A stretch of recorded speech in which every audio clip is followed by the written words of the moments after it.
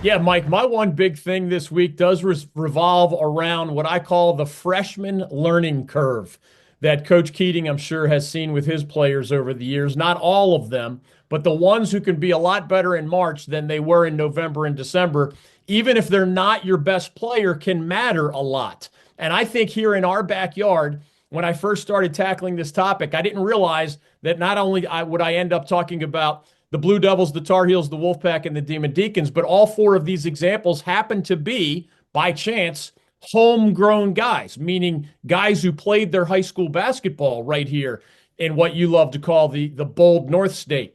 The current era of college basketball, and I'm going to get to Isaiah Evans of Duke, Drake Powell of Carolina, Juke Harris, one of Coach Keating's favorites from Wake Forest, and Paul McNeel of NC State, who just had his best game of his college career when the Wolfpack beat the Demon Deacons head to head. But I want to remind folks something that I've mentioned in the Cooper Flagg context.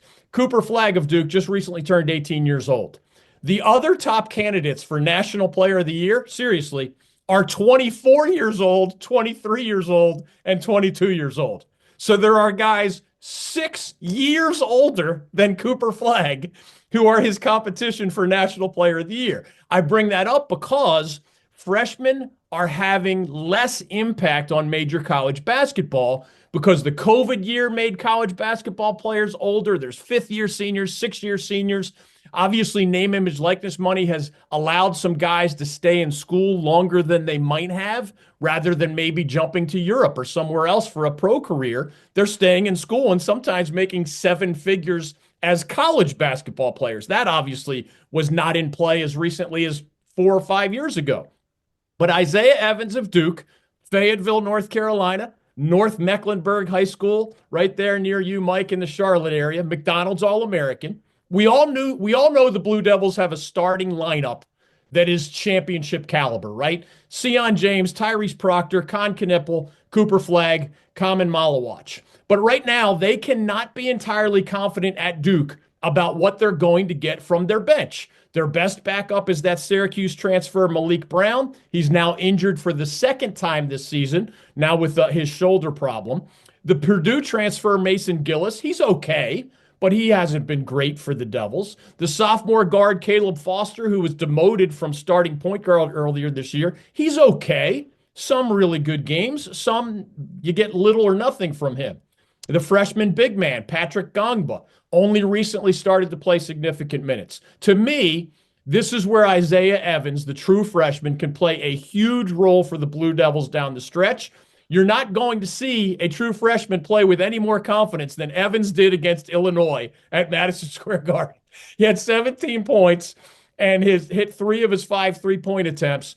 He also had 17, by the way, in the Devils' recent win at Virginia, which shows that he's a lot better lately than he was early this season. And he had 18 in his best game of the 2024 calendar year, back when Duke beat Auburn at Cameron Indoor Stadium.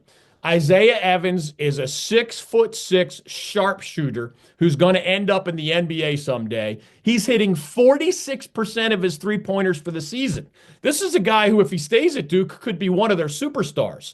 All this team needs from him is valuable, consistent production off the bench. He's the kind of guy who could help you win around a 32 game, a Sweet 16 game, as all the defensive attention is on guys like Cooper Flagg and some of those other even better players.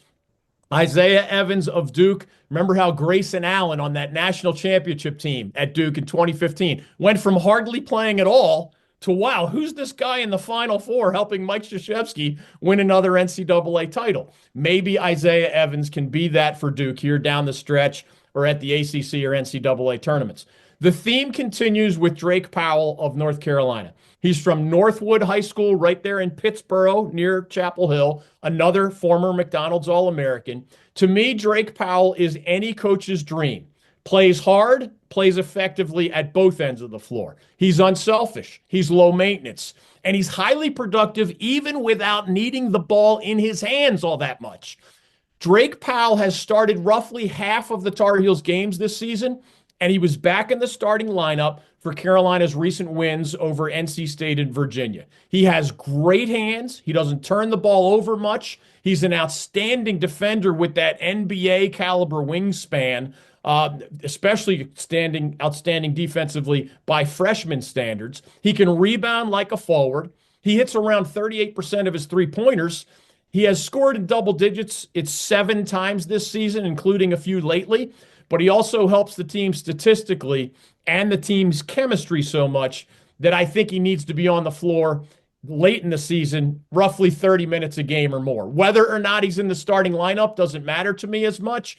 He's got to be on the floor because he makes the Tar Heels pieces fit together better in a way that has been a challenge for most of the season. Remember that Ian Jackson gets a lot more headlines in Chapel Hill as a fellow former McDonald's All-American.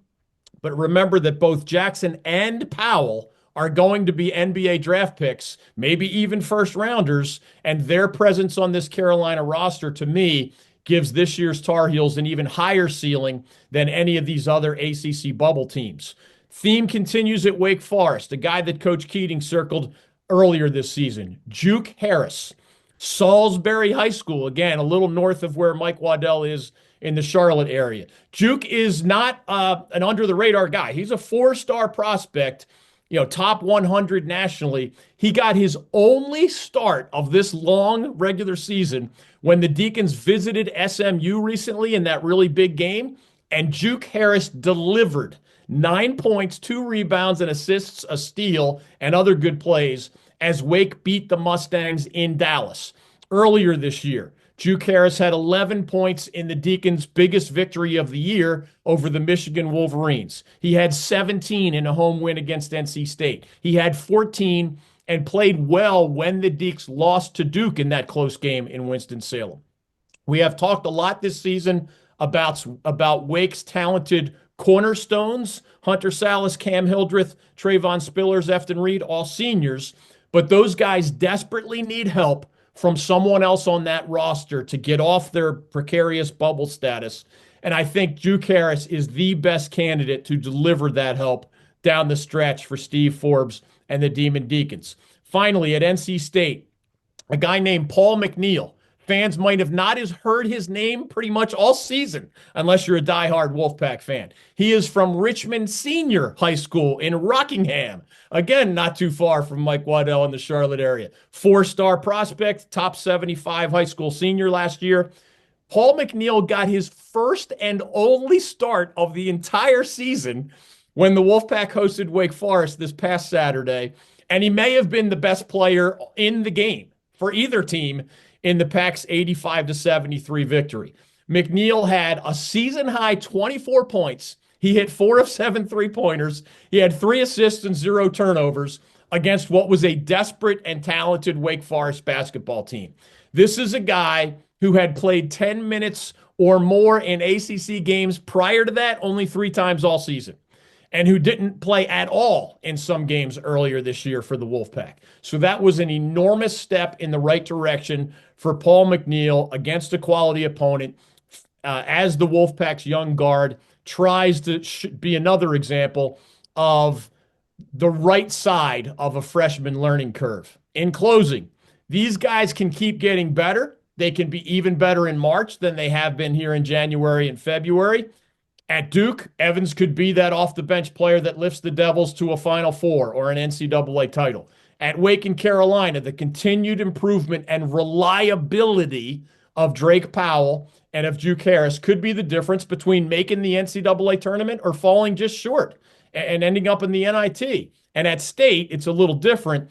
But if the promise shown by Paul McNeel, sticking to the plan, staying with it in February, even though you were mostly ignored for the previous 3 months, if Kevin Keatts can duplicate that theme with some other young players on his roster, then Wolfpack Nation can feel better about that program, even in a year where obviously the record has been a really poor one so far.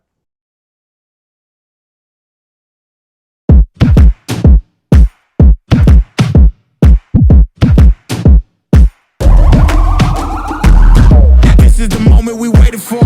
Everything you want is right here. We gon' give them what they came for. We gon' take it up from last year. Shoot on my shot, boy, I'm long range. Me and the team on the